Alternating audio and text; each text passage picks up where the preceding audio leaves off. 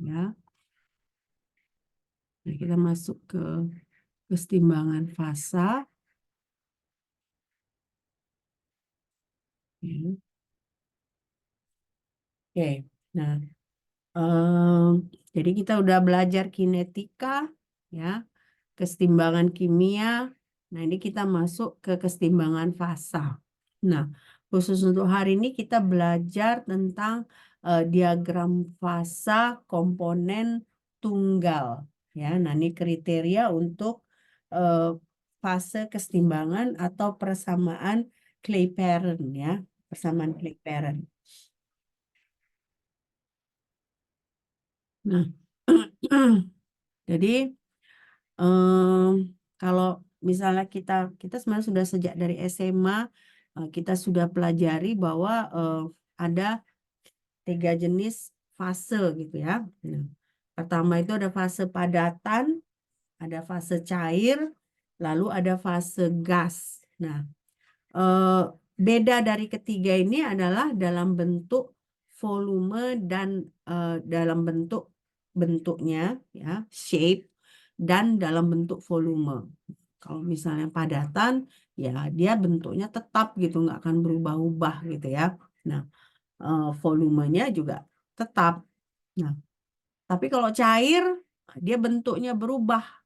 Di sini volumenya tetap. Tapi kalau gas sudah bentuknya berubah, nah volumenya juga dia tidak tetap. Kenapa? Karena begitu misalnya kita letakkan dalam kontainer, eh, dia sedikit demi sedikit bisa mungkin eh, mengalir keluar melalui pori-porinya. Jadi dia lebih gampang berubah gitu ya. Nah, jadi eh, tiga tiga sifat fisik ya, padat, cair, dan gas. Nah, bentuknya berbeda, volumenya juga berbeda. Oke. Nah, jadi di sini kalau kalian lihat fase padat ini bentuknya tetap, volumenya tetap. Nah, fase cair bentuknya bervariasi tetapi volumenya tetap. Nah, untuk gas inilah yang kita lihat dia eh, sudah bentuknya bervariasi, volumenya juga bervariasi. Oke. Nah, jadi yang akan kita pelajari di sini ya, misalnya kalau ada benda padat dan benda cair, ya, dia tidak bisa kita mampatkan sepenuhnya, ya.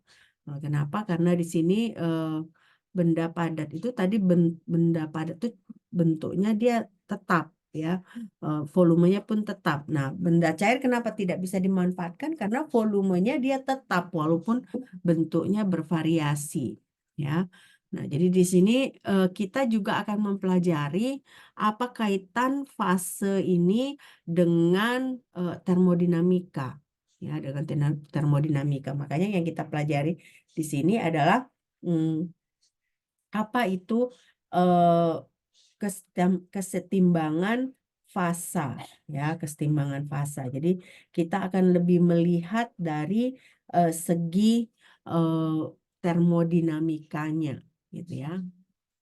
Nah, jadi yang pertama akan kita pelajari adalah diagram fase komponen tunggal, ya.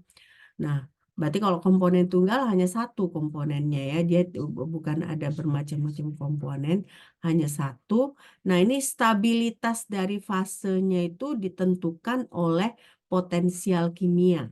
Nah, kemarin kita di kesetimbangan kimia juga belajar soal potensial kimia. Nah, balik lagi di kesetimbangan fasa juga kita belajar tentang potensi kimia. Nah, di sini disebutkan bahwa kalau misalnya bentuk dari suatu zat itu stabil, nah, artinya dia memiliki potensi kimia yang minimum. Nah, ini harus ditentukan pada suhu dan tekanan tertentu. Jadi balik lagi kita di sini mempelajari potensi kimia, ya, potensi kimia. Oke.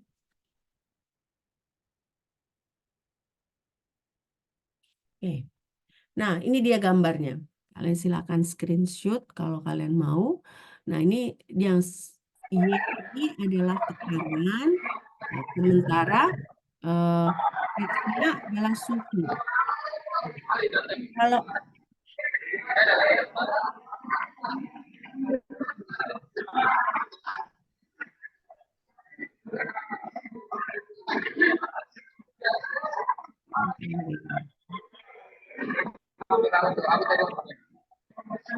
Samuel, saya mute kamu ya. Ribut dia. Oke. Nah, ini kita berbicara dia komponen tunggal. Nah, komponen tunggal itu dia bisa ada 3 bentuk ya. Contohnya air. Air itu ada tiga fase ya. Fase cair, fase padatan, dan fase gas. Nah, di sini kalau kalian lihat untuk diagram fase yang komponen tunggal, dia ada triple point-nya di sini, triple point-nya. Nah, triple point ini merupakan pertemuan dari titik di mana pertemuan 3 fasa. Nah, jadi kalian harus bedakan antara triple point dengan critical point. Nah, critical point ini ada kaitannya dengan bahwa di atas critical point ini si gas ini tidak lagi berlaku gas ya dia sudah gas ideal gitu ya, mendekati gas ideal kalau dia di atas critical point-nya. Nah, kemarin seharusnya di gas dan termo ada kita pelajari. Nah, jadi secara sederhana inilah diagram fase untuk komponen tunggal ya. Nah, jadi di diagram fase ini ada batas-batas ya kan. Ini kalau ini batas, nah ini ada batas antara gas dengan cairan. Nah, lalu batas antara gas dengan solid, lalu antara liquid dengan solid juga ada batasnya. Nah, inilah namanya boundary ya, boundary. Nah, boundary. Jadi diagram fase ini ada boundary-nya. Nah, cara menentukan diagram fase ini ya, kita melakukannya dengan mengukur laju pendinginan pada suhu konstan. Berarti kita buat ada suhu konstan, nanti bentuknya seperti ini ya. Ini kalau kalian lihat di sini dia ini adalah waktu ya dalam menit. Nah, sementara ini adalah suhunya ya. Jadi diukur gitu ya kan. Jadi suhu ini menurun sampai dia membeku. Jadi ini kan dia mungkin cairan gitu kan. Dia berubah menjadi padatan sampai ada pada posisi tertentu dia misalnya dia berubah dari menjadi gas gitu ya. Jadi suhu menurun. Nah, jadi ya misalnya air itu kan misalnya kita naikkan suhunya dia jadi gas. Nah, tapi untuk menentukan batas fasenya yang dilakukan adalah laju pendinginan. Artinya berarti didinginkan dia. Nah, sehingga dia berubah dari satu fase ke fase lain gitu ya. Nah, jadi ini suhu menurun seiring waktu saat sampel dibiarkan menjadi dingin. Oke. Nah, jadi perubahan fase ini kita misalnya bisa lihat mengukurnya pakai KT namanya ya, KT. Ada KT di sini. Nah, ini KT materi mengalami perubahan fasa. Jadi contohnya ini kalau kalian lihat ya, coklat ya kan, coklat itu kan bisa cairan. Nah, bisa kita dinginkan sehingga dia berubah menjadi coklat padatan yang kita makan gitu ya. Kita biasanya kan yang cewek-cewek suka coklat ya, yang misalnya kita suka makan coklat. Nah, ini ternyata prosesnya seperti itu ya. Jadi cairan didinginkan dia berubah jadi padatan. Tapi makanya kalian hati-hati kan kalau coklat itu kalau kita biarkan dipanas bisa nanti tiba-tiba dia udah meleleh sendiri gitu. Walaupun nggak kita panaskan di kompor gitu ya. Misalnya aja kalian bawa coklat taruh di tas ya kan. Nah, tanpa kalian sadar tuh udah meleleh gitu. Jadi tas kalian jadi kotor gitu ya. Padahal kita tidak melakukan pemanasan. Apalagi dengan situasi Medan yang saat ini sangat panas. kita punya air dingin aja, ya, kita biarkan 10 menit itu udah mulai mencair gitu ya. Nah, itulah perubahan fasa. Nah, di sini biasanya gini kan, kita kan mengukur laju pendinginan gitu. Misalnya es, misalnya air. Air itu kan kita turunkan suhunya sampai dia berubah fase. Nah, jadi turun suhunya. Tapi ketika dia sudah berubah dari cair menjadi padat, nah itu suhu itu akan berhenti turun. Nah, kenapa suhu berhenti turun? Karena panas yang ada saat penurunan suhu itu digunakan untuk merubah fasa. Jadi pada saat dia sudah berubah fasa itu temperaturnya itu sudah mulai konstan. Makanya di sini kalau kalian lihat kan dia diturunkan. Nah, berarti di sini yang posisi dia konstan ini dia sudah berubah fasa dari satu fase ke fase lain. Nah, lalu kita suhu terus menerus. Nah, akhirnya pada satu sisi lagi mulai lagi menurun, nah, akhirnya berarti nanti ada lagi mendatar karena ada 3 jenis fase gitu ya. Nah, jadi makanya ini yang pada saat dia flat itu, nah itu tandanya dia berubah fasa dari satu fasa ke fasa lain. Makanya panas yang digunakan itu digunakan untuk merubah fase, tidak untuk menurunkan suhu ya. Ini perlu kalian catat atau gimana? Sudah, Mem. Sudah ya. Nah, ini juga sudah dicatat? Sudah atau belum? Sudah? Sudah, Mem. Sudah ya. Nah, kalian tentunya bertanya, jadi bagaimana dengan suhu dan tekanannya? Nah, jadi di sini disebut ya, temperatur di mana penghentian terjadi memberikan satu titik pada batas. Nah, jadi berarti pada misalnya kan ada titik di mana dia berhenti berubah itu, ya kan? Disitulah biasanya tekanan kita ukur. Ya kan selama ini tadi kan kita nggak ada berbicara tekanan kan, kita hanya ada waktu, ada suhu. Nah, jadi pada saat dia kan kita turunkan suhunya, ya kan, terus akhirnya ketika dia berubah fasa dia kurvanya jadi mendatar. Nah, titik antara dia beloknya itu, nah, di situ kita ukur tekanannya, ya, tekanannya kita ukur.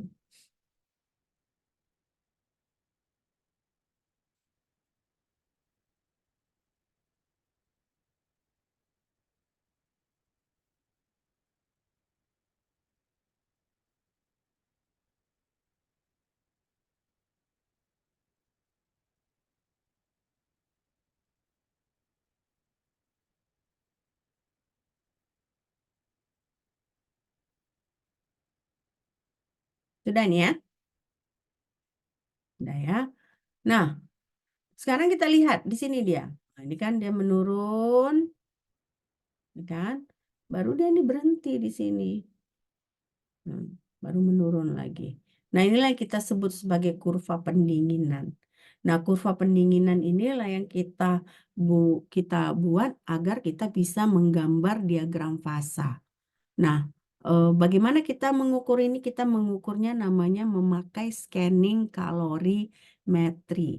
Ya, scanning kalorimetri. Nah, scanning kalorimetri itu seperti ini dia ininya skematiknya. Jadi kita buat di sini sampel yang kita mau gambar diagram fasenya. Nah, di sini kalau kalian lihat ada reference-nya, berarti ada yang kita sudah tahu pasti, misalnya air kah atau apa yang kita sudah tahu pasti diagram fasenya. Jadi titik triple-nya gitu ya. Lalu ada heaternya di sini, ada termokapel. Termokapel itu untuk mengukur suhu, ya kan? Nah, artinya berarti kan si sampel ini akan memberikan ini kan, karena ada termokapel, jadi dia bisa mengukur seberapa suhu. Nah, baru ada heater, artinya ada panas yang disalurkan ke situ, ya. Ada panas yang disalurkan sehingga suhunya ini bisa kita rekod ya. Nah, suhunya bisa kita rekod dan waktunya juga bisa kita rekod. Nah, jadi inilah yang kita gunakan untuk apa namanya menentukan diagram fase. Nah, ini namanya adalah scanning kalorimetri atau dalam bahasa Indonesianya pemindaian kalorimetri. Nah, jadi ada sejumlah kalor yang disuplai ke sampel tersebut sehingga temperaturnya bisa berubah. Nah, jadi ingat tadi kan ketika dia udah rata, temperaturnya nggak berubah lagi, eh, artinya energi yang disalurkan itu digunakan untuk merubah fase. Nah, jadi dari situ kita bisa tentukan di mana triple point-nya, di mana critical point-nya. Nah, tadi kan ada 2 titik kan, ada critical point, ada triple point ya. Nah, jadi berarti di sini kita lihat ya tahapannya, panasnya disuplai dengan kecepatan konstan, lalu suhu sampel diukur, nah lalu ada masa istirahat itu dasar ya.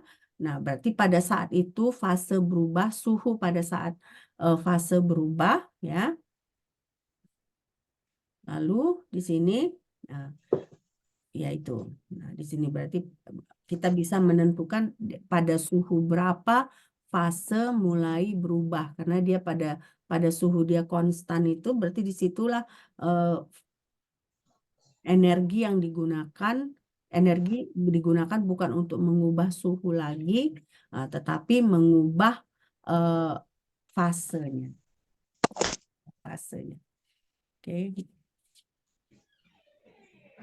Saya rasa memang kalau kalau kalian tanya kesetimbangan fase inilah yang termasuk yang topik yang agak sulit ya, agak sulit. Nah, jadi makanya kita harus pelan-pelan kita pelajari supaya kita mengerti gitu. Nah, nanti ada soal-soal lagi yang akan saya kirim ke kalian yang bisa kalian pelajari supaya nanti kalian bisa bersiap untuk UAS ya. Nggak terasa ini udah pertemuan ke-12 ya.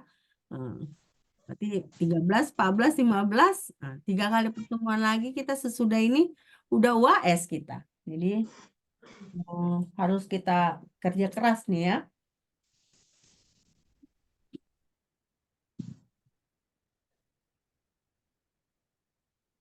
Oke, selesai nih. Oke. Nah, sekarang ada kriteria untuk kesetimbangan fasa. Nah, ini saya salah, bukan fase kesetimbangan, tapi kesetimbangan fasa. Ya. Nah, ini kriteria untuk kesetimbangan fasa.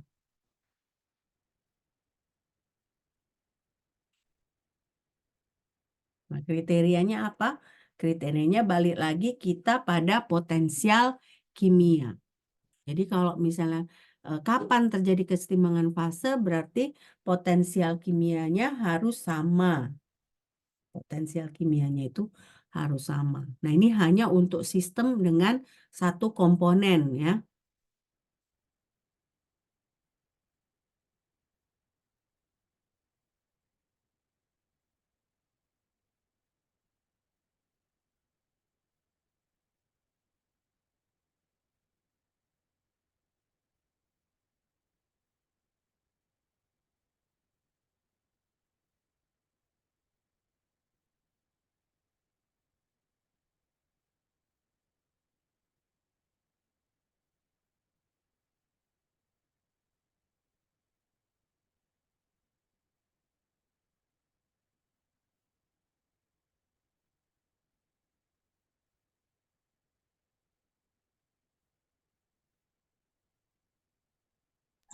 Ma'am, engine ma'am, Ya, kenapa?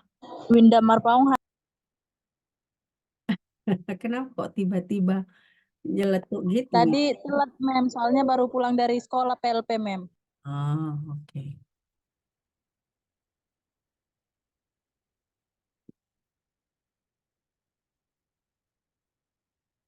Windal.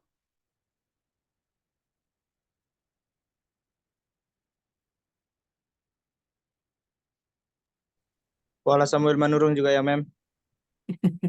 Hadir, Wala, Mem. dari mana kamu, Wala? Baru dari kampus, Mem. Kampus. Iya, Mem. Pulang dulu gitu ya. Iya, Mem. Fadilah Arif. Hadir nggak? Nggak. Hadir, Mem. Hadir, Mem. Arian hadir ya, Mem. Tapi Erian, kamu sepertinya nggak akan mungkin lagi lulus mata kuliah ini ya, Erian. Karena kamu praktikum nggak lulus, ya. Dan lagi kamu ini kan UTS nggak hadir ya. Jadi itu yang perlu kamu pertimbangkan, oke? Jadi udah nggak bisa lagi kamu lulus karena menurut asisten kamu hanya 2 kali datang praktikum, jadi nggak mungkin gitu ya. Kalau nggak lulus praktikum, mata kuliah ini nggak lulus otomatis. Kalian tahu kan itu ya? Tahu kan kalian semua? Jadi praktikum itu harus lulus baru teori lulus, ya. Tapi teori pun harus kalian pelajari karena bisa aja kalau ujian kalian nggak bisa ya praktikum pun lulus ya nggak lulus juga gitu ya. Oke? Udah selesai nih kita catat. Izin, Mem. Samuel hadir, Mem. Oke.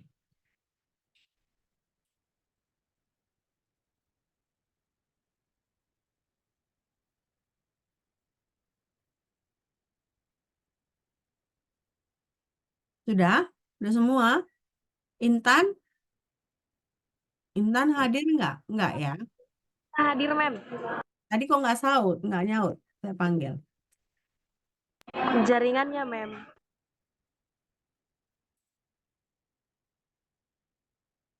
Nggak pakai Telkomsel kamu. Hmm? Oke. Mari kita lanjut ya. Oke. Nah, sekarang kita mau melihat jadi potensial kimia itu ya kalau misalnya dia tidak sama, artinya kalau misalnya ada A dan B. Nah, kalau A dan B ini potensi kimia nggak sama, berarti ada migrasi massal ya dari satu fasa ke fasa lain. Nah, jadi kalau yang berkurang dia migrasinya itu, kalau menurun, nah, berarti materialnya sedang dihilangkan, ya. Sementara kalau misalnya potensial kimianya meningkat, nah itu artinya materinya bertambah atau diendapkan, ya.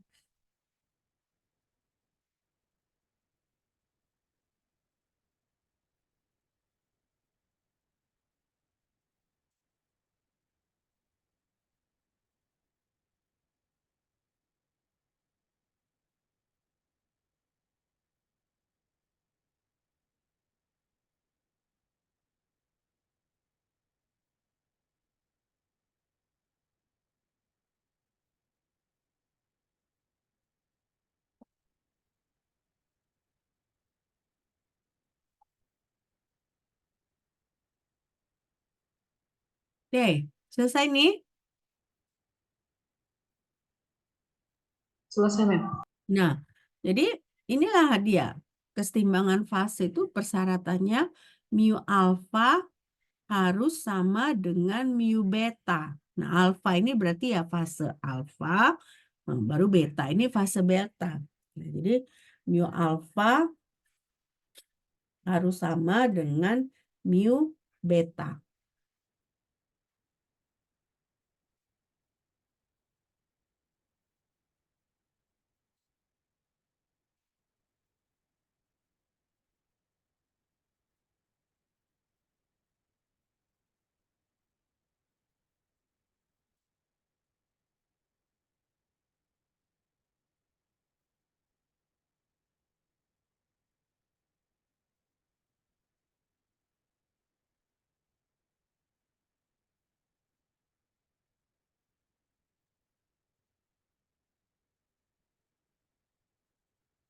Oke, sekarang kita masuk ke namanya aturan fase Gibbs. Nah, aturan fase Gibbs ini menjelaskan bagaimana variabel dari komposisi, ya. Nah, jadi berarti di sini fase ini dapat divariasikan untuk sistem yang berada pada kesetimbangan.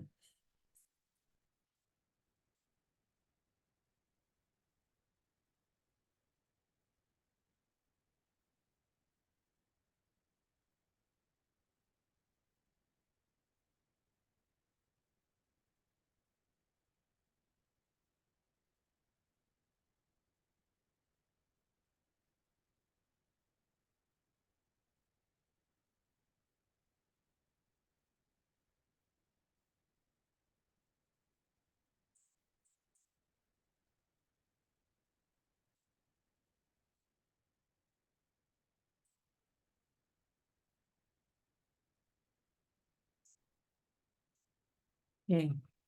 Nah, rumusnya untuk aturan fase Gibbs itu adalah sum dari XI sama dengan 0.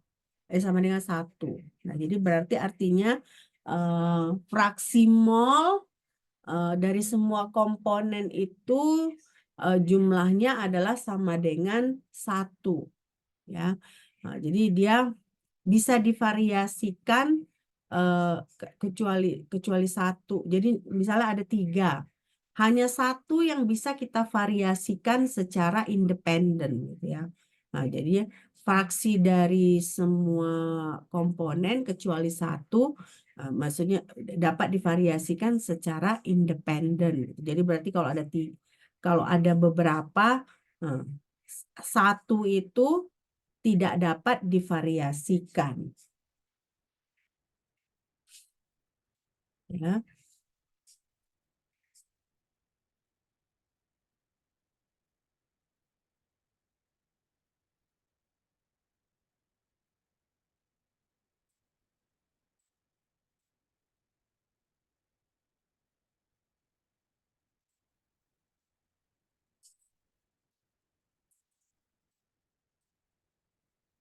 Nah, karena ada persyaratan ini hanya 1 tidak boleh divariasikan, makanya komponen itu kita buat dia C kurang 1. Ya. Nah, jadi karena ada batasan tadi kan hanya 1 tidak boleh divariasikan, jadi C itu kita kurang 1. Nah, C itu adalah jumlah komponen dalam campuran. Ya.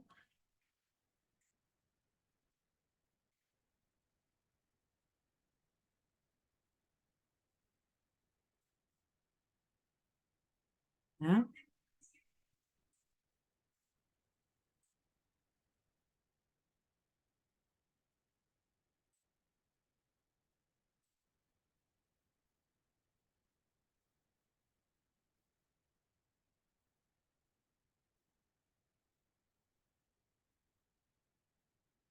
Jadi C kurang 1. Nah, P juga dikurang 1. Nah, jadi batasan termodinamikanya itu P dikurang 1. Jadi 1 dari potensial kimia itu dia tidak bisa, hanya 1 yang dapat divariasikan secara independen. Nah, jadi di sini P kurang 1. Hmm.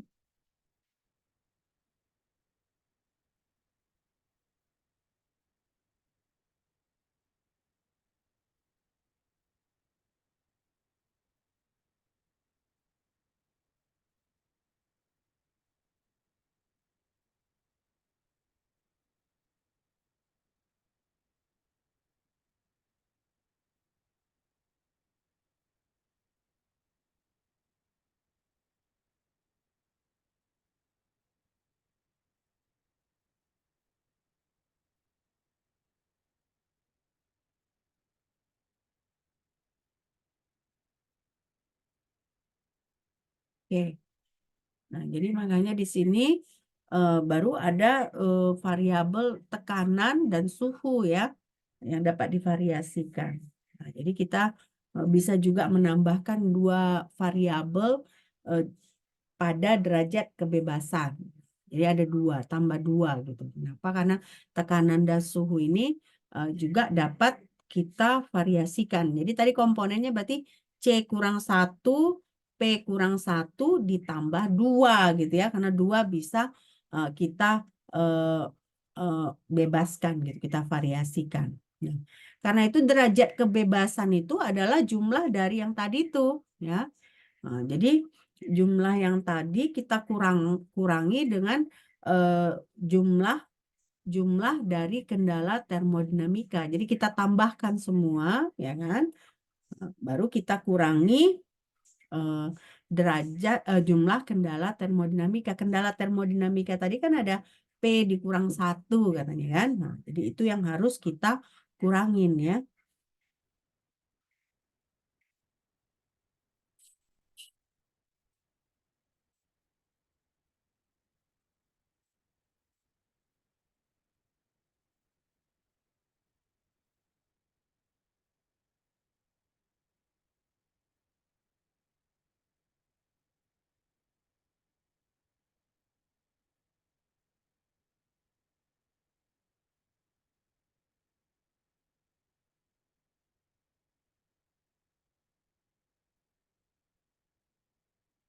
Jadi rumusnya jadinya seperti ini. F ya sama dengan 2 yang tadi tekanan sama suhu ditambah P C dikurang 1 ya. Nah, ini tadi komponen dikurang kendala termodinamika. C dikali P dikurang 1. Jadi kalau kita kalikan, nah kita dapat berarti derajat kebebasan atau F itu adalah sama dengan 2 ditambah C dikurang P. Nah, C itu adalah komponen, P adalah P adalah kendala termodinamika ya.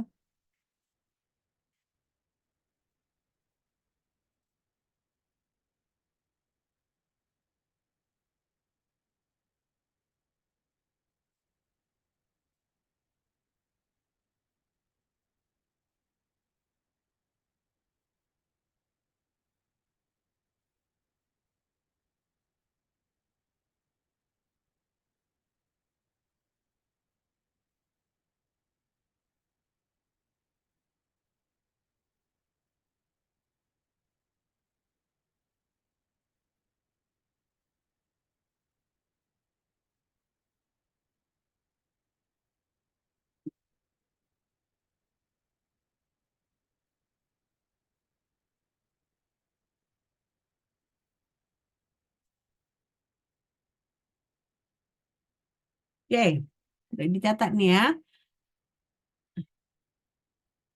Nah, sekarang coba kalian hitung ini. Jadi berapa jumlah fase maksimum yang dapat hadir berdampingan pada kesetimbangan untuk sistem komponen tunggal jika P-nya sama dengan 3.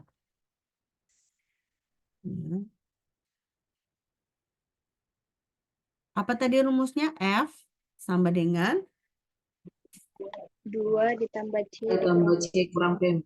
2 ditambah C dikurang P. Jadi berarti berapa F-nya ini? C-nya berapa?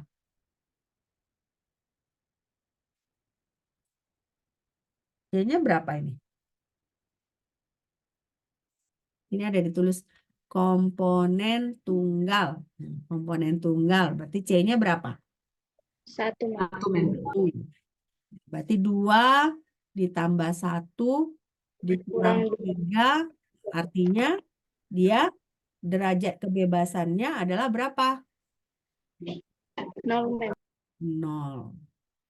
0 ini artinya tidak akan ada titik quadruple. Ini 0 kan. Dan ini dia sama dengan 0. Makanya yang ada itu hanya triple point. Kalau misalnya ini tadinya nggak 0, berarti akan ada titik quadruple untuk sistem komponen tunggal. Sementara untuk sistem komponen tunggal itu hanya ada triple point. Oke, coba dicatat dulu.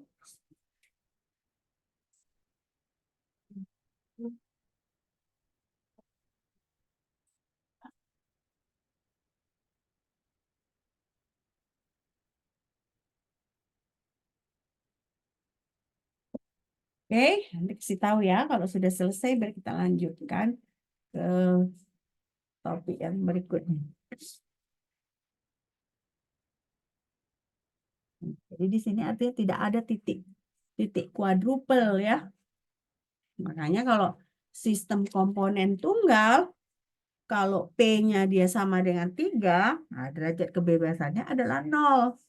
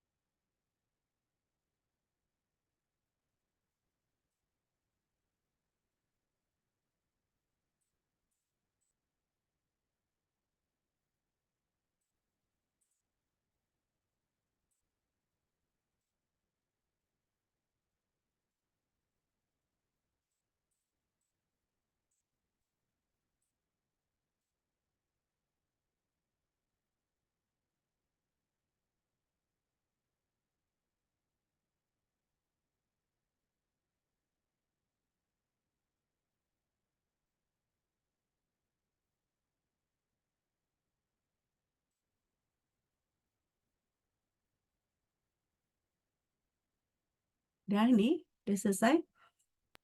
Sudah, Mem. Ya. Nah, jadi artinya sistem itu pada titik triple point itu tidak memiliki derajat kebebasan. Karena F-nya sama dengan 0. Jadi biasanya kalau kita mau menentukan eh, titik triple itu ya jadi menjadi gampang suhu. Kalau menentukan pada suhu berapa itu titik triple itu. Ya. Jadi sangat sangat menjadi eh, gampang gitu karena dia pada titik triple itu dia tidak ada derajat kebebasannya adalah 0 ya.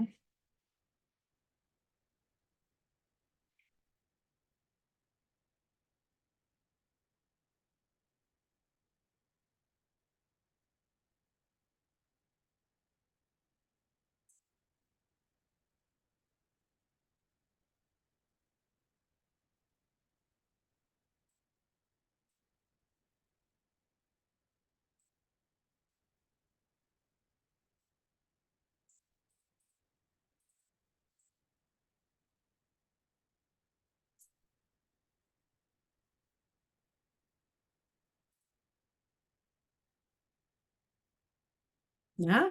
Nah, jadi ini ada informasi tentang eh, International Practical Temperature Scale atau IPT-90. Nah, ini IPT-90 ini menggunakan titik triple ini untuk menentukan suhu-suhu yang rendah. Misalnya hidrogen, neon, oksigen, argon, merkuri, air. Nah, ini semua dipakai untuk menentukan beberapa suhu rendah, ya. Nah, jadi kelebihan dari menggunakan titik triple point ini dia udah gampang karena kita nggak perlu lagi set gitu ya. Set tekanan, set temperatur nggak perlu karena pada suhu itu derajat kebebasannya 0. Jadi eh, artinya kalau derajat kebebasan 0 kan nggak bisa lagi divariasikan temperatur dan tekanan. Nah, jadi untuk menentukan titik triple point, suhu pada titik triple point itu lebih gampang gitu ya. Karena derajat kebebasannya sama dengan 0. Jadi dipakai itu hidrogen, neon, oksigen, ya, argon, merkuri, dan air.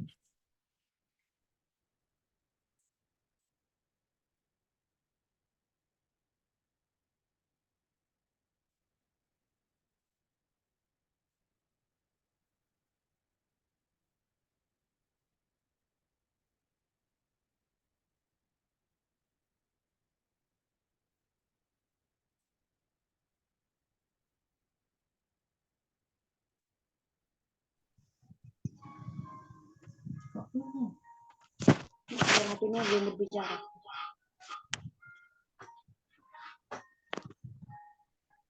Oke. Nah, sekarang kita masuk, berarti memang ada namanya percobaan Strauss. Nah, percobaan Strauss itu menggunakan platina. Nah, jadi diukur resisten dari si platina ini sehingga dia bisa menentukan titik triple point dari argon. Nah, ini biasanya untuk kalibrasi termometer. Nah, tadi seperti saya katakan bahwa si triple point ini lebih gampang kita mengatur mengukur suhu pada triple point karena pada triple point itu derajat kebebasan itu sama dengan 0. Jadi kita nggak perlu lagi mengatur suhu dan tekanan pada titik itu karena memang nggak bisa diatur lagi, nggak bisa diatur dia. Jadi karena dia di situ dia sudah tetap gitu ya, karena dia derajat kebebasannya sama dengan 0. Nah, sehingga kalau kita nggak perlu mengatur artinya ketidakpastian itu bisa kita hindari. Makanya digunakan sebagai kalibrasi termometer. Jadi kalibrasi termometer itu kita memakai platinum. Jadi resisten dari platinum itu kita ukur ya sehingga kita tahu di mana titik triple point-nya.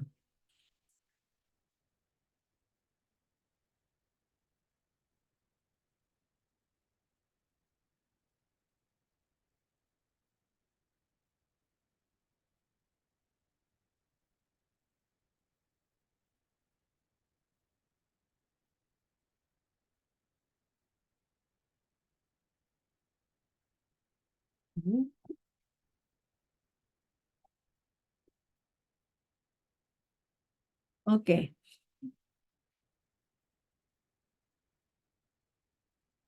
Nah, ini ya ini tadi dari tadi saya singgung bahwa biasanya peneliti itu lebih suka memakai titik triple point karena mereka tidak perlu mengatur tekanan dan suhu agar mereka tahu di mana titik triple point-nya, pada temperatur mana titik triple point-nya.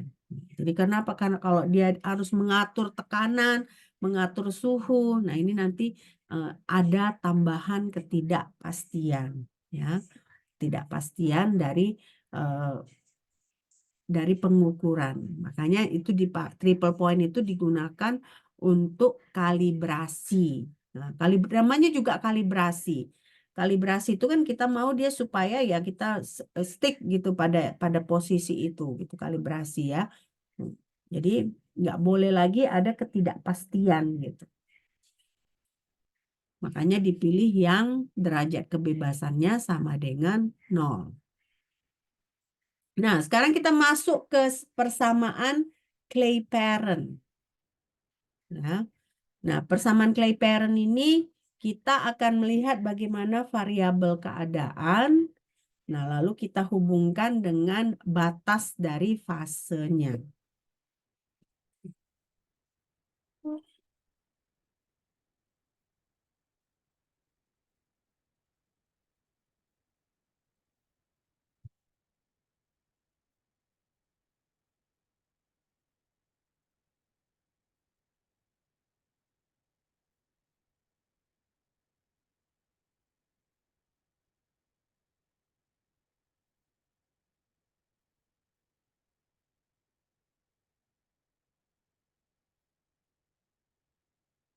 Oke, kita mulai pelan-pelan menurunkan rumus ya. Nah, jadi ingat tadi kesetimbangan fase itu kita tentukan dengan bahwa dua potensial kimianya harus sama. Ya. Nah, jadi ini persamaan 4. Nah, lalu kalau misalnya ada sedikit perubahan pada sebelah kiri, nah, sebelah kanan juga akan ada sedikit perubahan. Nah, makanya di sini mu alfa ditambah D mu alfa sama dengan mu beta ditambah D mu beta.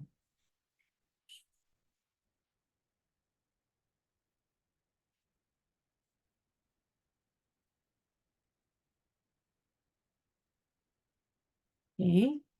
Jadi kalau misalnya kita kurangkan persamaan 4 dan 5 ini, jadinya yang kita dapat adalah D mu alfa sama dengan D mu beta.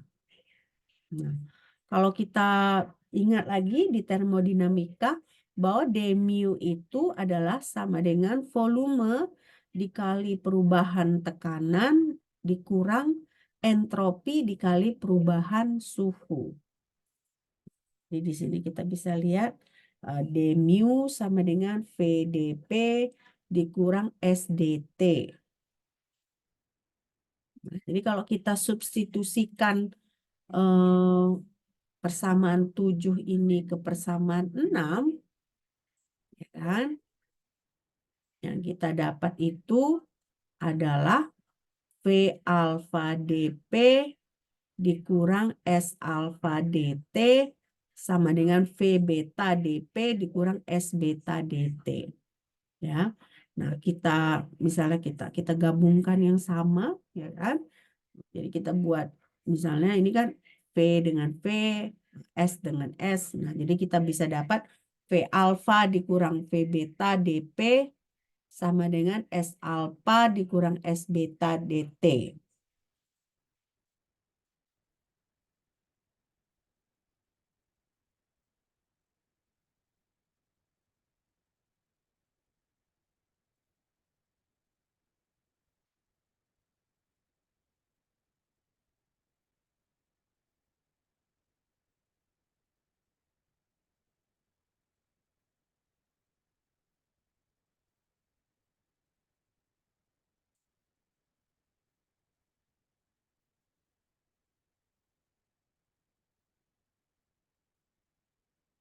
Oke?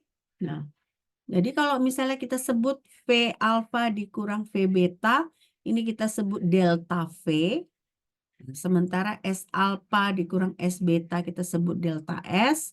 Nah, persamaan 9 ini bisa kita variasikan menjadi delta V dP sama dengan delta S dt. Ya. Nah, satu yang perlu kalian tekankan, catatan kalian di sini V ini adalah volume molar, berarti volume pada 1 molar senyawa, ya. Nah, di sini berarti kalau kita atur ulang, berarti dP per dt sama dengan delta S per delta V. Nah, persamaan 11 inilah yang kita sebut sebagai persamaan Clapeyron. Ya.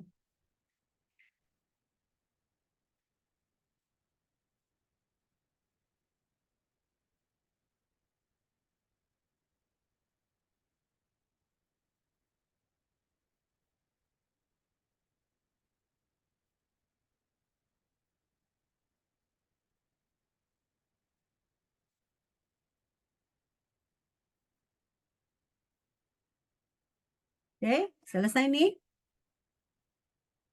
Selesai, Mem. Oke. Bisa, Mem. Nah, jadi kalau ditanya yang mana persamaan Clapeyron, 11 inilah. Berarti dP per dt sama dengan delta S dibagi delta V. Ya. Nah, jadi persamaan 11 ini persamaan Clapeyron, kan? Nanti juga kita bisa lihat bahwa kalau misalnya kita perhatikan diagram fasa dari air, ya, diagram fasa dari air itu nanti berbeda dibandingkan zat-zat yang lain. Nah, nanti jadi di pertemuan selanjutnya kalian akan melihat bagaimana diagram fasa dari beberapa zat yang standar gitu, seperti air, CO2. Nah, itu dia standar diagram fasenya. Nah, jadi nanti berbeda mereka, ya, secara kualitatif berbeda dari kebanyakan zat. Nah, jadi nih kalian lihat nih diagram fase air. Dia triple pointnya di bawah. Kalau tadi kan yang secara umum kita pelajari di awal itu kan di tengah dia triple pointnya kan. Tapi kalau air itu di bawah dia. Nah, di sini kita lihat ini dia yang bagian apa namanya triple point-nya pun ada ada di sini oh enggak, maksudnya di sini triple point-nya. Nah, lalu di sini ada namanya normal boiling point. Nah, di sini normal freezing point. Nah, sementara critical point-nya adalah di sini.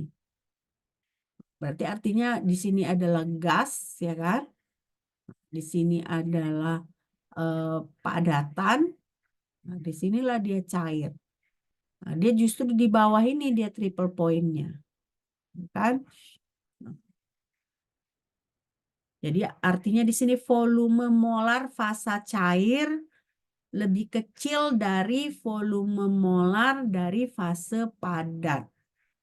Nah, jadi kan dia menurun kemiringannya kan antara padat dan cair. Ini kan padat nih cair, dia menurun. Nah, ya, nggak biasa seperti itu.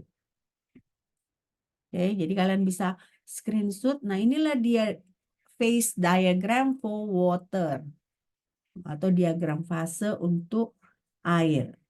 Ya.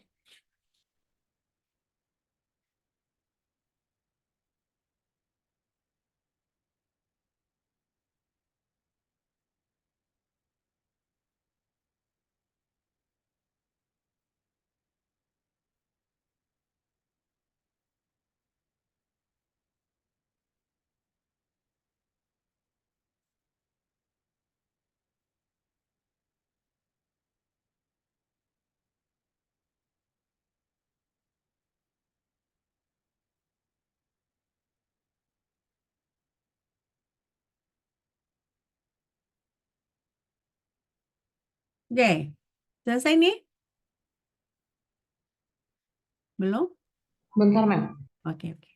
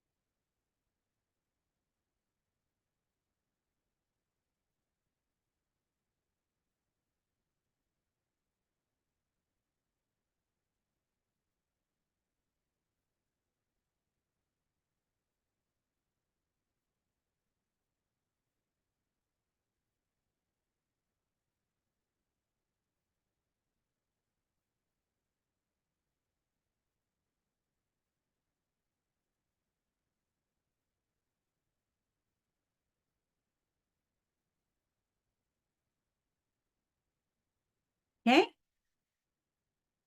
Nah, jadi di sini tadi kan kita udah dapat persamaan 11 tadi itu adalah persamaan Clapeyron. Nah, pada perubahan fase itu diketahui kalau entropi fase itu adalah sama dengan entalpi fase dibagi T, dibagi suhu. Nah, kalau kita substitusikan persamaan 12 ke persamaan 11 tadi, kita dapat dP per dt sama dengan delta H dibagi T dikali delta V. Nah, ini adalah persamaan 13, ya.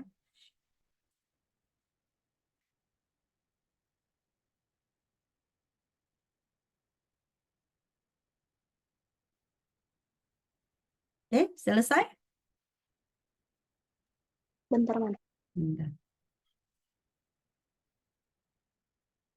Habis ini kita coba satu soal ya, yang menggunakan persamaan Clapeyron ini.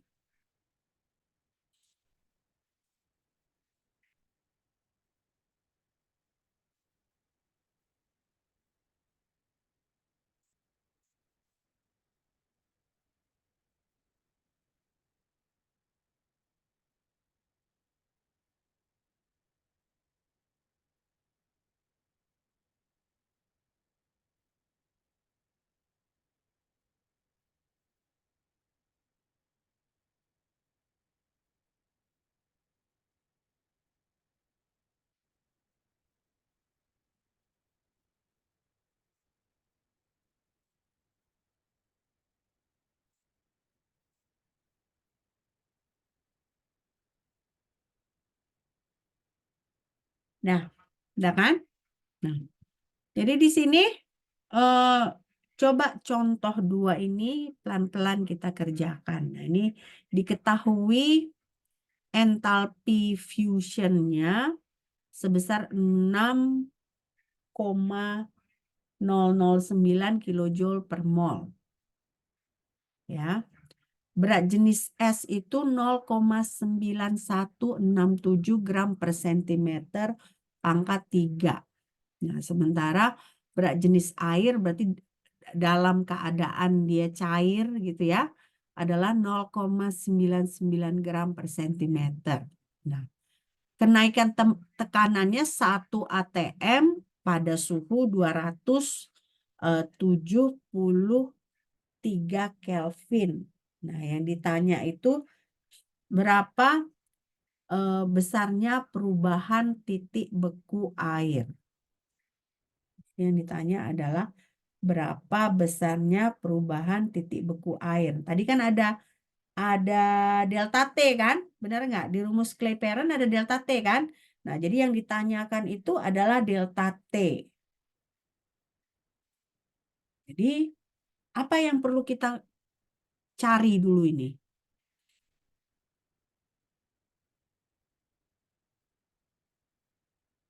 Apa yang perlu kita cari?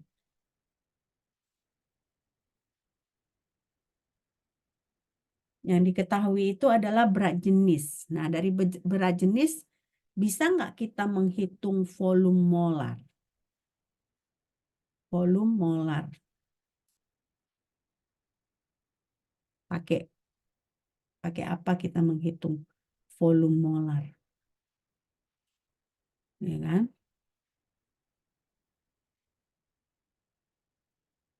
Ini kan gram per sentimeter pangkat 3. Jadi kalian coba hitung dia ini berapa mol. Berapa mol. Bagaimana caranya kita menghitungnya menjadi mol. Lalu dia ubah ke liter.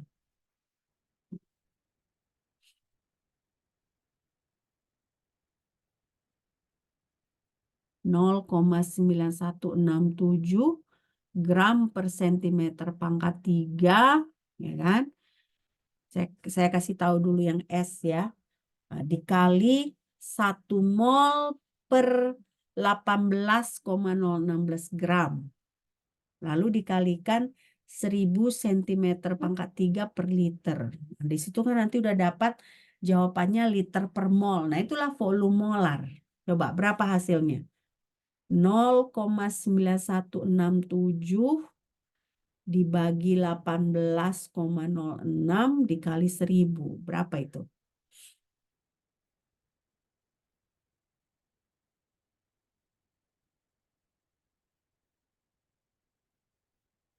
Sama juga dengan air berarti kan? Berarti 0,999 dikali 1 mol per 18,016 dikali 1000 cm pangkat 3 dibagi 1 liter. Jadi berapa itu? Coba dihitung, kan?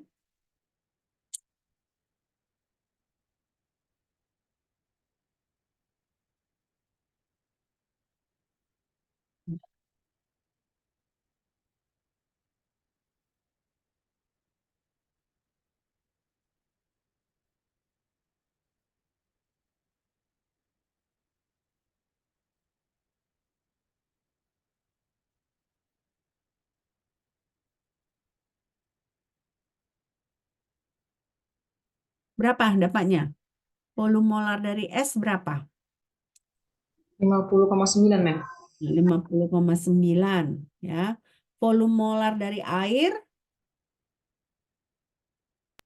55,5. 55,5. Nah, selanjutnya berarti kalian harus menghitung delta V-nya. Benar nggak?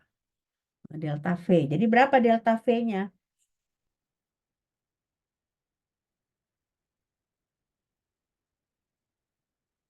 Delta V-nya berapa? Negatif pasti ya. Karena kan 5 yang S dikurang air gitu kan. Solid dikurang liquid. Nah, jadi berarti dia negatif. Negatif 4,62. Ya benar, dapat segitu. Ya kan? Oke. Nah, pelan-pelan kita kerjakan, ya kan? Nah, jadi kita hitung. Nah, ini udah dapat ya. 50,9 atau 50,88 samanya itu. Lalu 55,50. Nah, baru kita kurangkan antara solid dengan padatan kecairan. Nah, kita dapat adalah negatif 4,62. Oke. Nah, tadi tuh rumus Clapeyron yang tadi yang ada entalpinya bagaimana? Coba ada yang ingat nggak? dP per dt sama dengan Delta S per delta V, Mem. enggak, yang ada entalpi. Karena kan yang kita ketahui di sini entalpi kan. Jadi kita pakai entalpi. Jadi apa? dP per dt entalpi. Nah, ini kan dari soal ini yang kita ketahui kan entalpi, ya kan? Berarti yang bisa kita gunakan itu adalah yang ini, ya kan? Nah, yang persamaan 13, ya kan? Nah, kalau misalnya kayak gini dia dP per dt nggak bisa kita selesaikan secara matematik kan. Sementara yang mau ditanyakan itu adalah dt, perubahan titik beku. Nah, jadi kita buat dP per dt, dP sama dengan delta H dibagi T delta V dt. Nah, dt-nya kita kalikan di sini. Nah, delta H dengan delta V itu dia nggak bisa kita integralkan.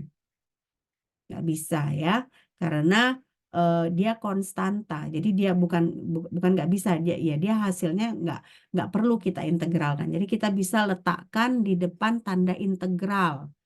Nah, jadi yang kita integralkan itu adalah dt per T. Apa integral dt per T? Hasil integralnya. Integral dt per T.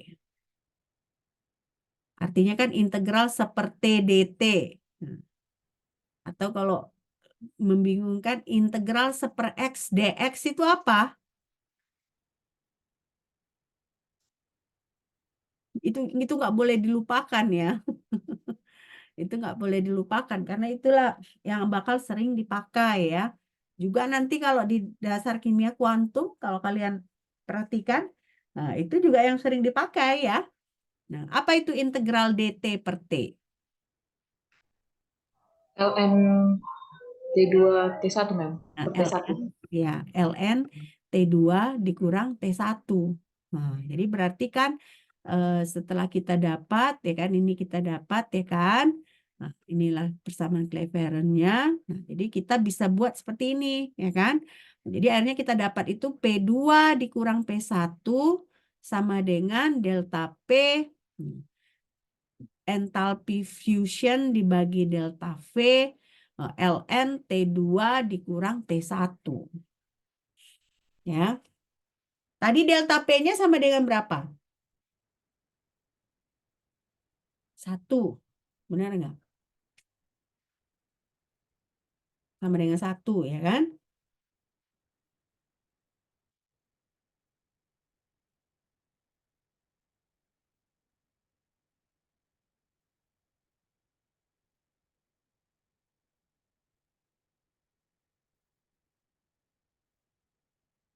Oke, coba kalian. Jadi kalau udah ketahui ini kan 1.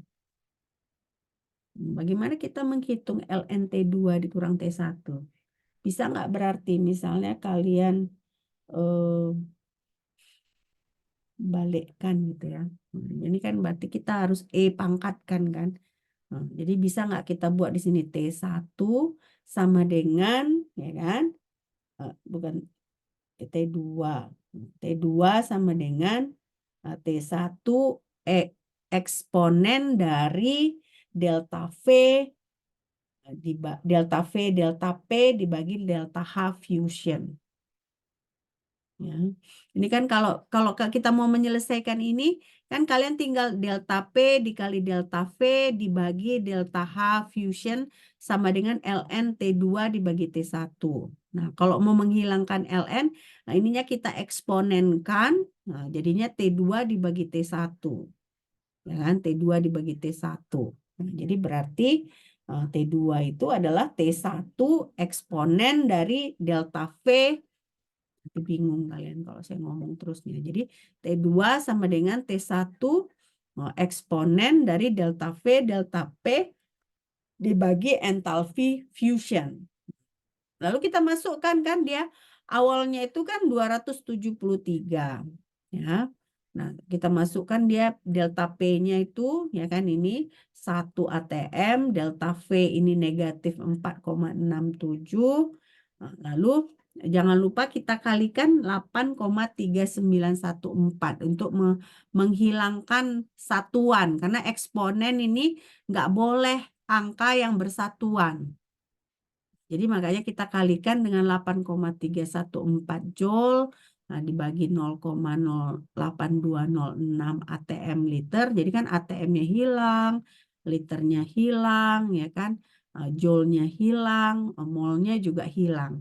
Nah ternyata setelah kita kalikan kita dapat T2-nya itu adalah 252,5 Kelvin. Jadi delta T-nya berapa kalau begitu?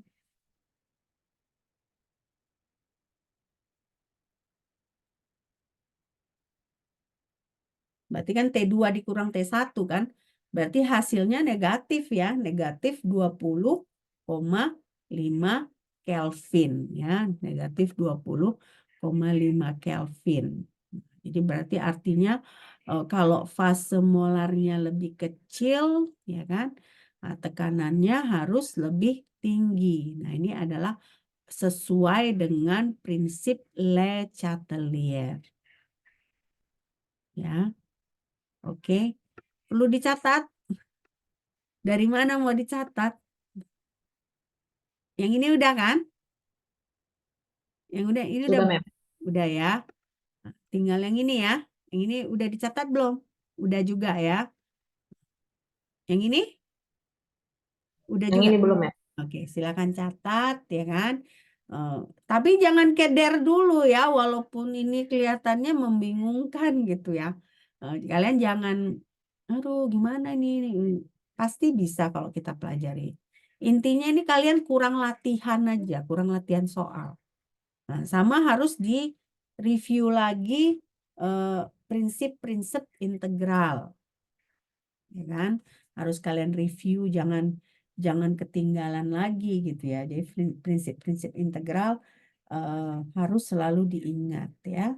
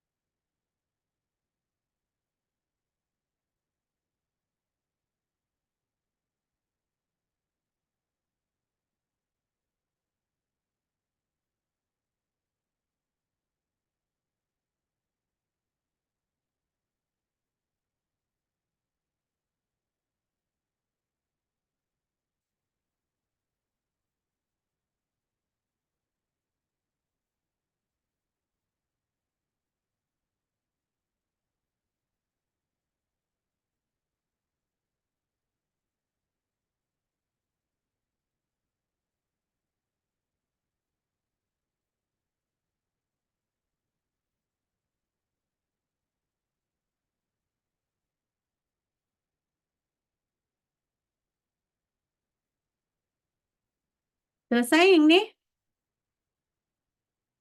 Selesai, Mem. Selesai ya. Nah ini perlu dicatat? Perlu, oke dicatat dulu.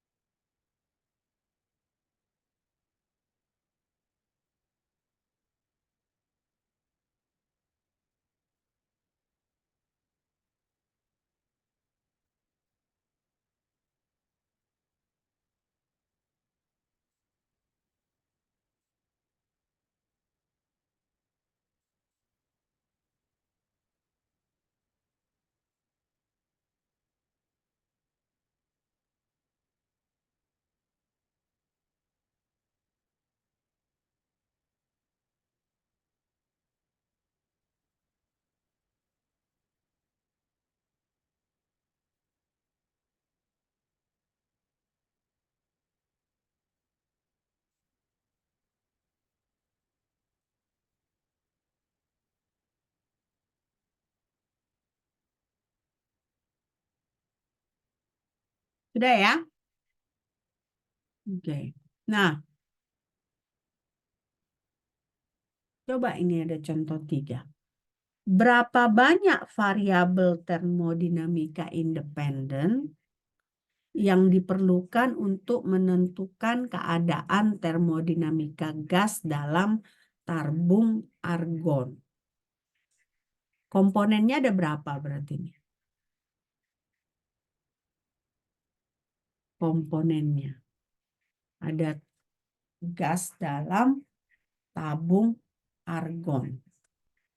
Nah, jadi berapa banyak variabel termodinamika independen yang diperlukan untuk menentukan keadaan termodinamika gas dalam tabung argon. Saya udahlah, kita jawab aja langsung ya, pelan-pelan. Nah, jadi di sini gas dalam tabung hanya memiliki satu komponen. Komponennya itu adalah argon. Berarti ini kan katanya dia gas. Gas itu berarti P-nya itu adalah 1. Jadi berarti hanya dalam keadaan satu fase. Jadi berarti derajat kebebasannya itu 2 ditambah C dikurang P, berarti 2 ditambah 1 dikurang 1, berarti derajat kebebasannya adalah 2. Ya. Nah, derajat kebebasannya adalah 2. Oke. Jadi yang berarti kita harus bisa mengerti maknanya ini ya. Jadi yang ditanya F, komponennya ada berapa? Komponennya 1, argon. Fasenya 1 ya, karena dia hanya dalam fase gas ya. Jadi akhirnya kita bisa hitung F. F itu adalah derajat kebebasan sama dengan 2 ditambah 1, karena komponennya 1 dikurang 1. Karena fasenya adalah 1. Oke. Selesai dicatat ini? Selesai? Selesai, Mem. Selesai ya. Saya lihat ada apa lagi di sini. Jadi berarti kita akhiri perkuliahan kita ya. Sampai di sini ada pertanyaan? Enggak. Nanti mudah-mudahan saya bisa ada waktu untuk membuat soal-soal yang bisa kalian latihan ya. Kalau bisa dari sekarang sudah mulai kalian kerjakan ya, mudah-mudahan saya ada waktu karena nggak terasa ini ya. Ini udah pertemuan 12, minggu depan udah 13 ya. Nggak boleh lagi kalian udahlah nanti aja lah. Sekarang praktikum udah berkurang tentunya ya, udah banyak praktikum yang selesai kan. Artinya kalian bisa fokus ke ini, fokus ke perkuliahan ya. Karena nggak ada laprak, nggak banyak lagi kan praktikum. Nah, jadi kita perlu apa namanya belajar dengan serius. Oke. Kalau tidak ada pertanyaan lagi, sampai jumpa minggu depan ya. Oke, bye.